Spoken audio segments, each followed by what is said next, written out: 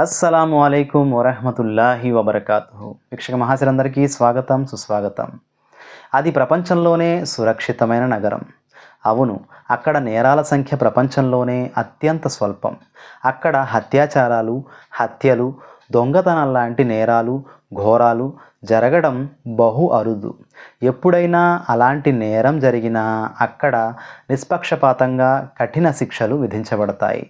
గత 8 సంవత్సరాలుగా the global liveability index ప్రకారం ఆ నగరం ప్రపంచంలోనే అత్యంత సురక్షితమైన నగరంగా నమోదు అవుతూనే ఉంది.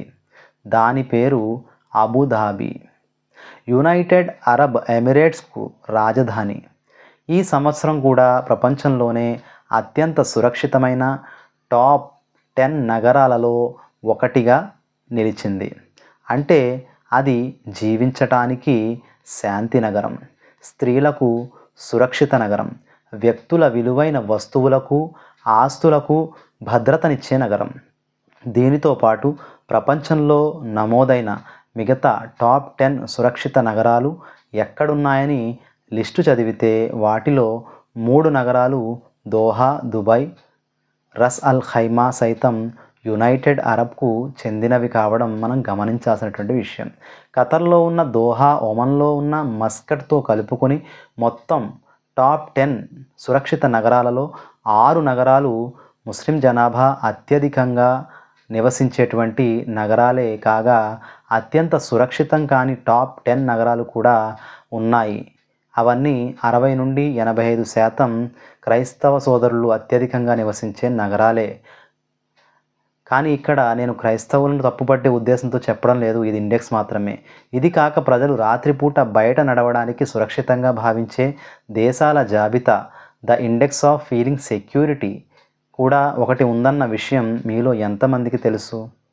గ్యాలప్ యొక్క గ్లోబల్ లా అండ్ ఆర్డర్ 2021 నివేదిక ప్రకారం ఆ జాబితాలో యుఏఈ, యునైటెడ్ అరబ్ ఎమిరేట్స్ 95% స్కోర్ను సాధించింది.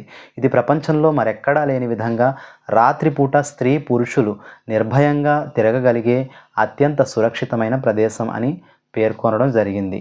ఈ నివేదికను బట్టి అక్కడి పాలకుడు మొహమ్మద్ బిన్ రషీద్ చెప్పిన మాట ఏమిటంటే, ఒక స్త్రీ రాత్రిపూట సైతం భయం లేకుండా ఒంటరిగా తిరుగుతూ ఉందంటే ఆమె ఎమిరేట్స్లో ఉందని అర్థం అన్నాడు. ఇక ఎప్పుడు చూసినా సిరియా, పాకిస్తాన్, ఆఫ్ఘనిస్తాన్, తాలిబాన్ వగైరా కొన్ని ప్రాంతాల్లో కొందరు ముస్లిం ఛాందస వాదుల వల్ల జరిగే రాజకీయ గొడవలను చూపిస్తూ ఈ ముస్లిములు ఎక్కడ ఎక్కువగా ఉంటే అక్కడ ప్రమాదం అని, తీవ్రవాదం, హింస చెలరేగుతాయని సోషల్ మీడియాలో హిందూ ముస్లింల మధ్య మత విద్వేషాలు రెచ్చగొడుతూ ఉన్న కొందరు మూర్ఖులకు ఈ గణాంకాలు ఒక చెంపదెబ్బ కొట్టినట్టుగా అనిపిస్తాయి.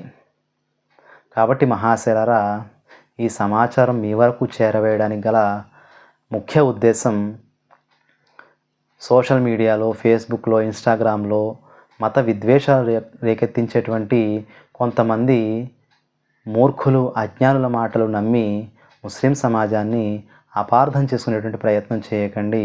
దీనివల్ల మన యొక్క మహోన్నత భారతదేశపు విలువలకు నష్టం కలుగుతుందే తప్ప ఏమాత్రము లాభం జరగదు.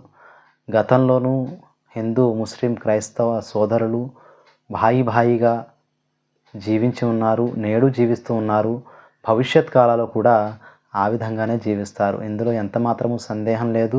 మన యొక్క మస్తిష్కాలను ఈ విధమైనటువంటి మతోన్మాద భావాల కాలుష్యం నుండి దైవం రక్షించాలని కోరుకుంటూ, ఇంకా మీ అందరినీ కూడా ఇస్లాంను నిస్వార్థంగా అధ్యయనం చేసే ప్రయత్నం చేస్తారని ఆశిస్తూ, మీ సోదరుడు అబ్దుర్రహ్మాన్.